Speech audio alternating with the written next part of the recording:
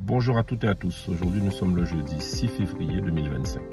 Je viens d'apprendre à l'instant que le gouvernement, dans son projet de loi de finances qu'il a passé en force par 49.3 à l'Assemblée nationale, c'est-à-dire sans vote, sans amendement étudié, il a maintenu la taxe sur les billets d'avion, notamment pour les ultramarins, en disant, dans une opération de com éhontée, qu'il va maintenir à l'euro cette compensation en versant 14 millions d'euros au budget de la DOM. Ça ne va pas du tout le calcul. Pourquoi? Parce que cette taxe va toucher tous les ultramarins potentiellement. 3,5 millions d'ultramarins qui vont en Outre-mer ou qui vont en Hexagone. Alors que la DOM ne concerne qui? Que ceux qui vont en formation, que ceux qui vont faire des activités sportives ou par exemple des activités liées à la santé. Ça concerne qu'une infime partie des ultramarins. Donc ça ne va pas du tout.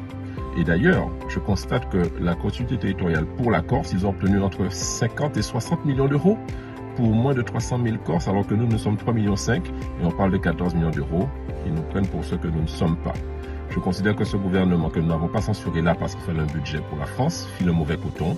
Et que, je rappelle, que le groupe Lyot, plus la France Insoumise, plus les écologistes, plus le Rassemblement national, ça fait une majorité pour la censure. Et donc, nous considérons qu'aujourd'hui, que ce gouvernement risque dans les semaines à venir, puisqu'il ne tient pas ses engagements qu'il prend, notamment les ultramarins, pour ceux que nous ne sommes pas, ne devra pas rester aux responsabilités.